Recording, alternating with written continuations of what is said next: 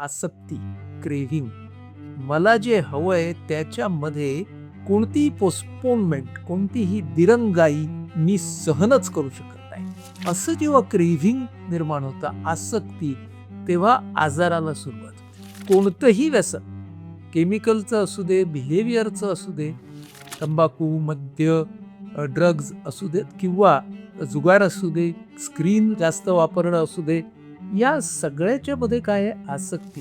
ज्यांना अशा तऱ्हेचं व्यसन नाही, अशा लोकांमध्ये सुद्धा आपण आसक्ती पाहतो की नाही? म्हणजे आसक्ती असणं हा पण माणूसपणाचा भाग आहे ना. तुम्ही व्यसनमुक्तीच्या कार्यामध्ये गेली 45 वर्ष आहात. तर या व्यसनामधला माणूस तुम्हाला नक्की केव्हा भेटला? हा प्रवास जो आहे ना, तो कुठून सुरू होतो? तर व्यसनी व्यक्तीला माणूस म्हणायचं का नाही, इथपासून सुरू होतो. आणि त्याच्यामधला जो माणूस, म्हणजे आपण इथे माणूस हा शब्द कसा वापरतोय, की ज्याला माणुसकी आहे, तो माणूस. पण व्यसनामध्ये माणसाच्या शरीराची, मनाची, त्याच्या मूल्यांची इतकी हानी होत असते, की जणू तो माणूस आहे का पशु, अशा तऱ्हेचं वागणं सुद्धा त्याच्याकडून होऊ शकतं. अशा पद्धतीने ज्याची माणुसकी रसातळाला गेली आहे, त्या व्यक्तीमधला माणूस शोधणं, हे प्रत्येकासाठी, खास करून या क्षेत्रात काम करणाऱ्यांसाठी खूप आव्हानात्मक असतं. कारण हा माणूस जेव्हा तुमच्यासमोर उभा राहतो, तेव्हा त्याच्या पॉझिटिव्हवरती टिक करायला काहीच नसतं. त्याची करिअर उतरणीला लागलेली असते, त्याचे वैयक्तिक नातेसंबंध बिघडलेले असतात. त्याची उत्पादकता ही it has gone for a toss आणि तो बोलतो जितका, तितकं त्याच्याकडून काहीच घडत नसतं. आणि म्हणून ह्या माणसांच्या बरोबर काम करणं हे खूप आव्हानात्मक आहेच, बरं का. पण त्यासाठी एक विश्वास लागतो आपल्या मनामध्ये, काम करणाऱ्याच्या मनामध्ये, आमच्यासारख्या डॉक्टरांच्या मनामध्ये, की हा मुळात आपल्यासारखा माणूस आणि त्याला एक अडचण आहे, त्याला एक आजार आहे. हे समजून घेणं ही खूप गरजेची पण कठीण गोष्ट आहे. पण मग ह्या व्यसनाला आजार का म्हणायचं? हा खूप पायाभूत प्रश्न आहे. आपल्याला ताप आला एखादा, तर आपण काय म्हणतो, मला ताप आला. आपण त्याच्याकडे ना सामान्यपणे पाहतो. शारीरिक आजारांकडे आपण सामान्यपणे पाहतो. गंभीर शारीरिक आजारांच्याकडे आपण सहानुभूतीने पाहतो. त्याच्यामध्ये आपल्या मनातला विचार असतो, की काय हा माणूस, याला सफरिंग आहे. ह्याला काहीच दोष नाही, पण त्याला हा आजार झाला. पण अगदी आपण तर्काच्या बाजूने पाहिलं, तर शारीरिक आजार होण्यासाठी सुद्धा माणूस काहीतरी पोषक करतच असतो. समजा एखाद्याला फुफ्फुसाचा कॅन्सर असेल, तर त्याची धूम्रपानासारखी, स्मोकिंगसारखी सवय त्याला कॉन्ट्रिब्यूट करते. एखाद्याला समजा अगदी ब्लड प्रेशर आणि डायबिटीस असेल, तर त्याची जीवनशैली कशी आहे, हे त्या व्यक्तीचंच कॉन्ट्रिब्युशन असतं. म्हणजेच काय, की शारीरिक आजारांमध्ये सुद्धा व्यक्तीचं कॉन्ट्रिब्युशन असतं. व्यसनामध्ये सुद्धा व्यक्तीचं कॉन्ट्रिब्युशन असतं. पण इतर आजारांमध्ये आपण आजारासाठी व्यक्तीला जबाबदार धरत नाही. व्यसनामध्ये मात्र आपण 100% जबाबदारी ही त्या व्यक्तीचीच आहे असं म्हणतो. म्हणून आम्ही नेहमी असं म्हणतो, की व्यसनाधीनतेचा आजार होणं ह्याच्यामध्ये अनेक घटक आहेत. पण रिकव्हरीची जबाबदारी मात्र त्या व्यक्तीने घ्यायची. हां, आता आपण आजार कुठला ते बघूया. आवड, सवय आणि व्यसन. की आवड म्हणजे काय? आवड म्हणजे लायकिंग. आणि आवड जेव्हा असते, तेव्हा ती ताब्यात ठेवता येते आणि समजा ती आवड पूर्ण नाही झाली लगेच, तरी त्रास होत नाही. आवड पूर्ण होईपर्यंत आपण थांबू शकतो. तेवढा पेशन्स आपल्यामध्ये असतो. त्याला म्हणायचं आवड, लाइकिंग. मग येतं लॉन्गिंग. तर लॉन्गिंग म्हणजे काय, की ओढ. म्हणजे ना मला सारखं तेच खावं असं वाटायला लागलं. म्हणजे मला आईस्क्रीम आवडणं ही आवड आहे, की मी प्लॅन करेन, की 15 दिवसांनी खायचं आहे. पुरणपोळी आवडली, ती सणाच्या दिवशी करायची and I am okay with it. आता ओढमध्ये काय होतं, की हे मला हवं. गरोदर असताना, प्रेग्नंट असताना स्त्रीला जे डोहाळे लागतात ती ओढ असते की आता हे मला खायला हवंच आहे. तिथं काय होतं, जर ते मिळालं नाही तर थोडासा त्रास होतो. याच्या पुढचा टप्पा आहे आसक्ती. त्याला म्हणतात क्रेव्हिंग. म्हणजे मला जे हवंय त्याच्यामध्ये कोणतीही पोस्टपोनमेंट, कोणतीही दिरंगाई मी सहनच करू शकत नाही. आणि जर डिले झाला, उशीर झाला तर आय कांट स्टँड इट. असं जेव्हा क्रेव्हिंग निर्माण होतं, आसक्ती, तेव्हा आजाराला सुरुवात होते. तो आजार कसला? तर अगदी सोप्या भाषेत सांगायचं तर कोणतंही व्यसन, केमिकलचं असू दे, बिहेवियरचं असू दे, म्हणजे रासायनिक पदार्थ घेण्याचं असू दे, तंबाखू, मद्य, ड्रग्ज असू देत किंवा जुगार असू दे, स्क्रीन जास्त वापरणं असू दे, या सगळ्याच्या मध्ये काय आहे? आसक्ती. म्हणजे you cannot postpone it. Craving आल्यावरती तुम्ही दुसऱ्या कशाशीही तडजोड करा, पण ती इच्छा त्यावेळी पूर्ण व्हायलाच हवी. आता बघा, ज्यांना अशा तऱ्हेचं व्यसन नाही, अशा लोकांमध्ये सुद्धा आपण आसक्ती पाहतो की नाही? नक्कीच. हो. म्हणजे आसक्ती असणं हा पण माणूसपणाचा भाग आहे ना. हो. पण ह्यांच्यामध्ये माणूसपणाचा भागच हा अनहेल्दी, म्हणजे अनारोग्यकारक झालेला असतो एवढंच. म्हणून माणूस समजून घ्यायचा असेल तर माणसामधलेच दुर्गुण टोकाला पोचतात तेव्हा तो आजार होतो. आणि टोकाला पोचतात म्हणजे काय, की ते आरोग्य आणि अनारोग्य याच्यामध्ये भेद करू शकत नाही. आणि का? कारण त्यावेळेला त्या व्यक्तीचं शरीर आणि मन हे गुलाम झालेलं आहे त्या पदार्थाचं, त्या रसायनाचं, त्या सवयीचं. आता जी केमिकल ॲडिक्शन्स आहेत ना, त्यांच्या बाबतीमध्ये कसं आहे, की ही गुलामी 2 प्रकारची आहे, शारीरिक आणि मानसिक. म्हणजे असं, की शरीर गुलाम बनतं ज्यावेळी, त्यावेळेला प्रमाण त्या पदार्थाचं शरीरातलं कमी झालं, की शरीर बंड करून उठतं.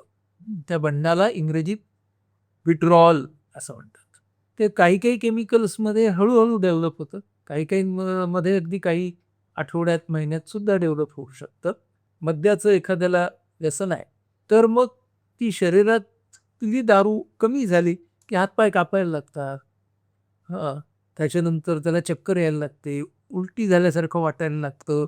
आणि म्हणून जेव्हा आमचे व्यसनी मित्र जे असतात, ते अशा तऱ्हेच्या कंटिन्युअस पॅटर्न म्हणजे सततच्या एका चक्रामध्ये जातात, तेव्हा त्यांना असं वाटतं, की आता थोडीशी घेतली, की मला बरं वाटेल. त्याला आपल्या मराठीमध्ये नेहमीच्या भाषेत ह्याला उतारा असं म्हणतात. पण ज्यावेळी उतारा लागायला लागतो, तेव्हा जीवनाची गाडी उताराकडे चालायला लागली असं समजावं.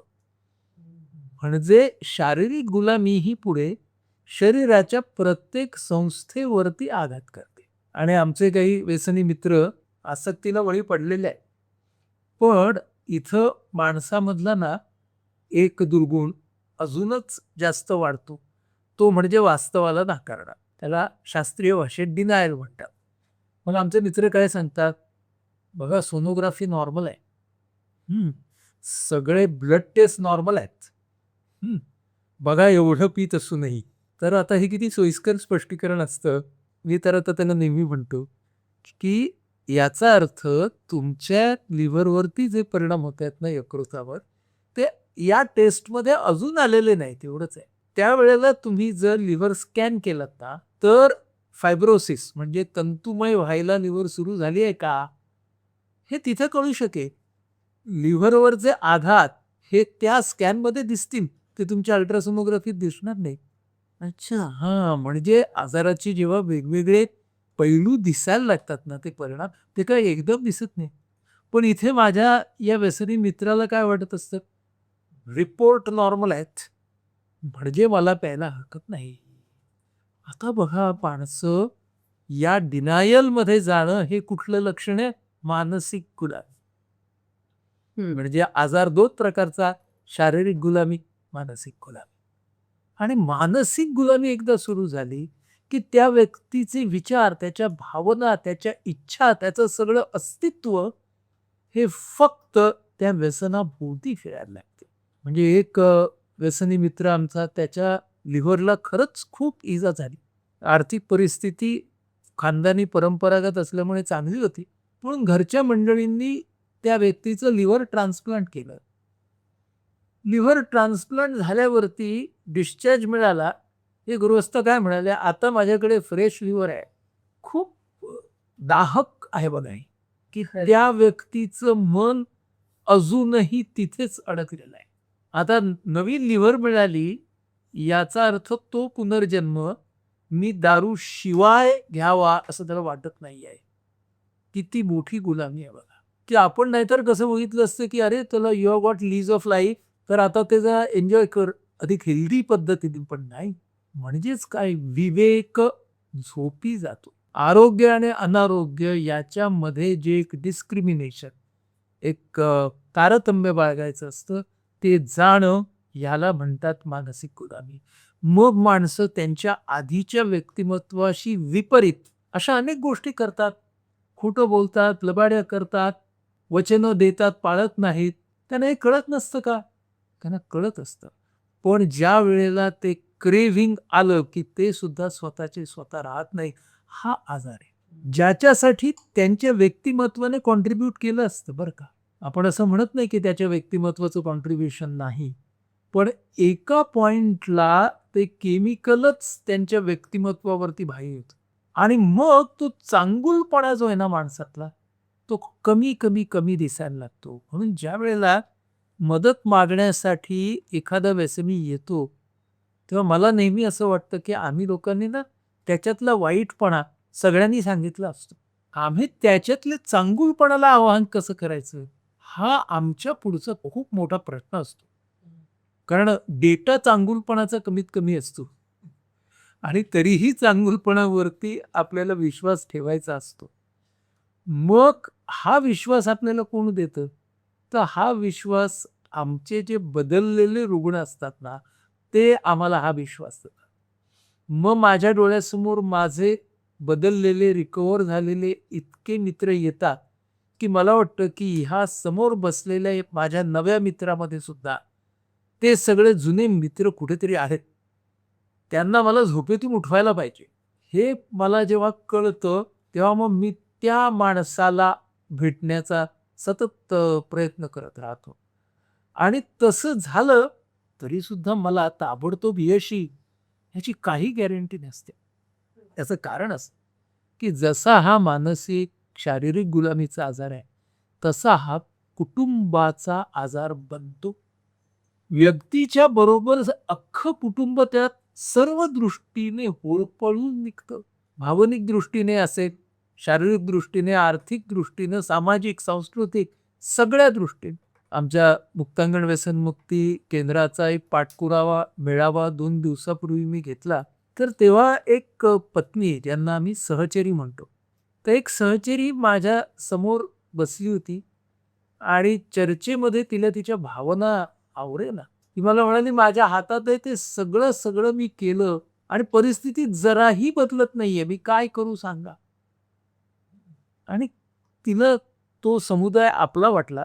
इतरही सगळ्या सहचरी होत्या आणि तिचा बांध फुटला. म्हणजे किती प्रमाणामध्ये अख्खं कुटुंब होरपळून निघतं.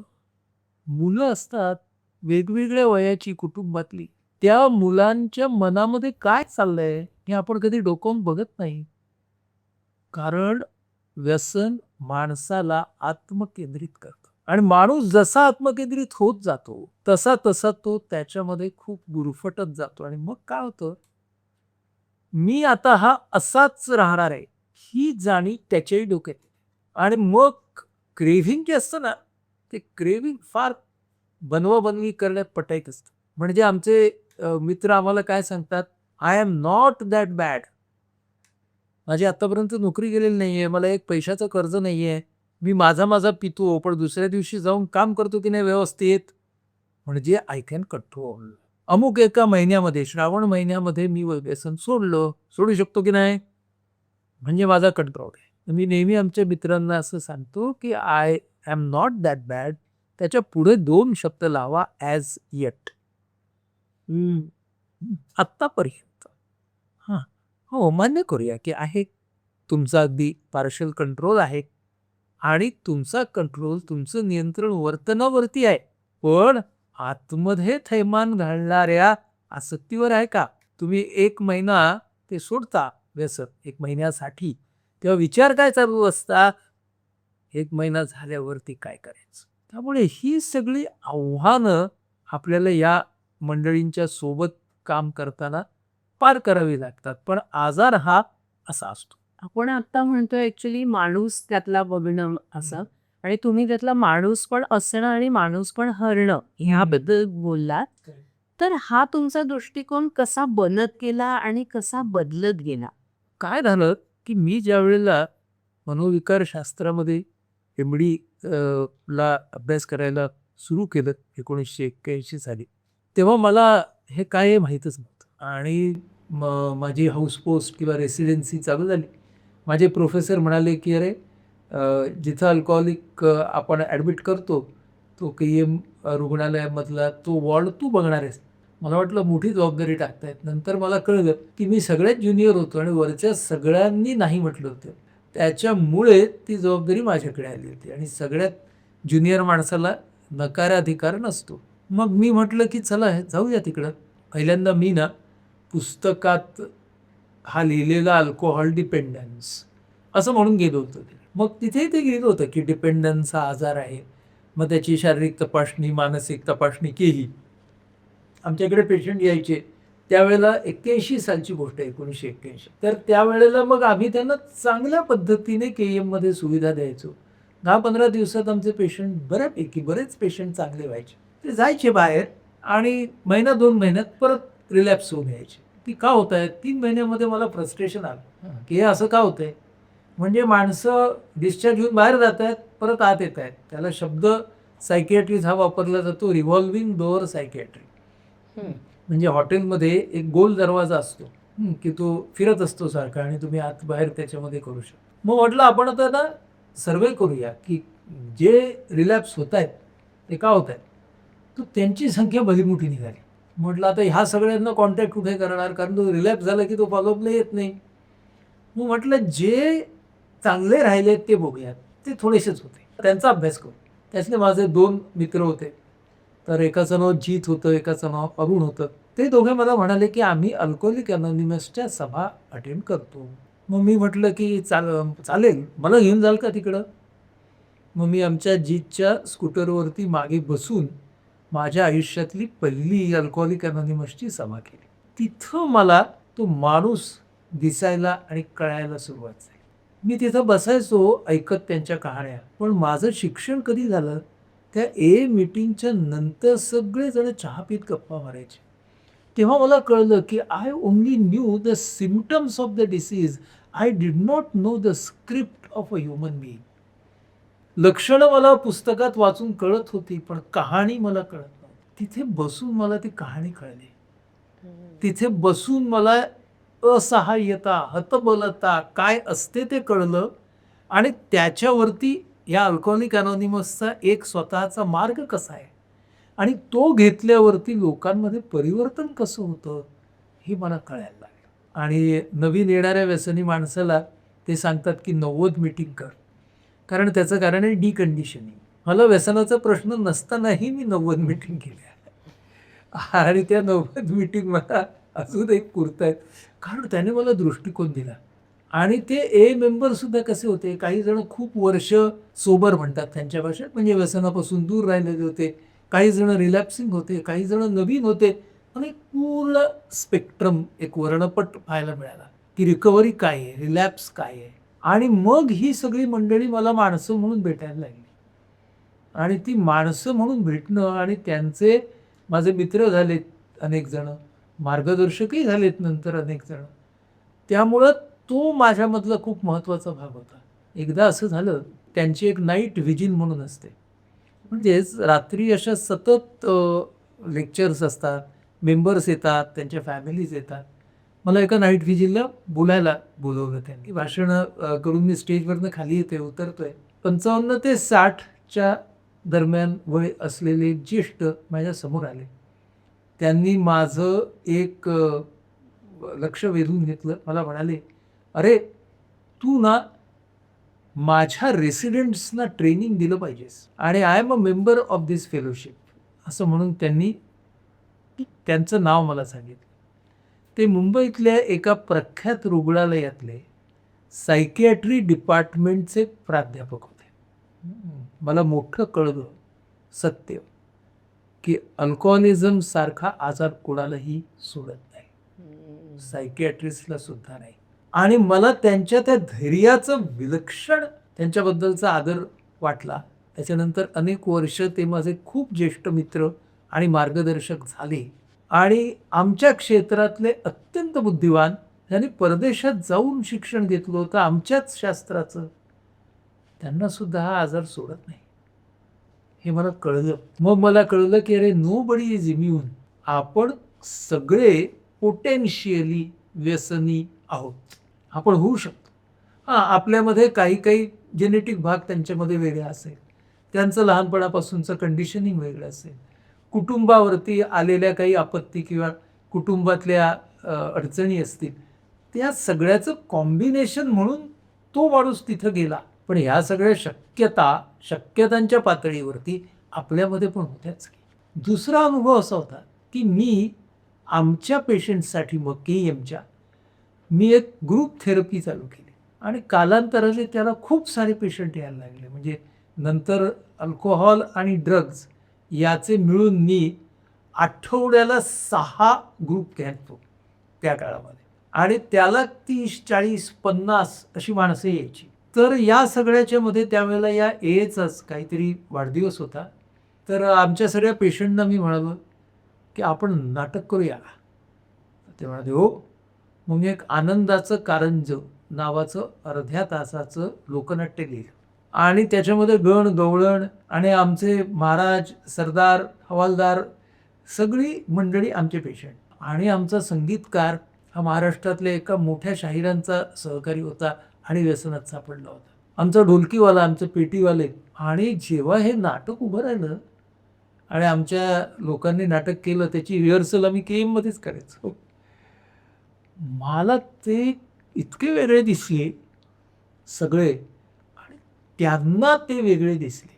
अनेकांचे अनेक सुप्त गुण हे त्या रिकव्हरीच्या दरम्यान पुढे येणं हा मला दिलासा देणारा भाग होता की अरे हा माणूस आहे, दिसत नाही आहे, अख्खं आभाळ भरून आलेलं आहे, त्यामुळे सूर्य दिसत नाही आहे, पण हा माणूस तिकडं झोपलेला आहे, पण मृत्यू पावलेला नाही आहे.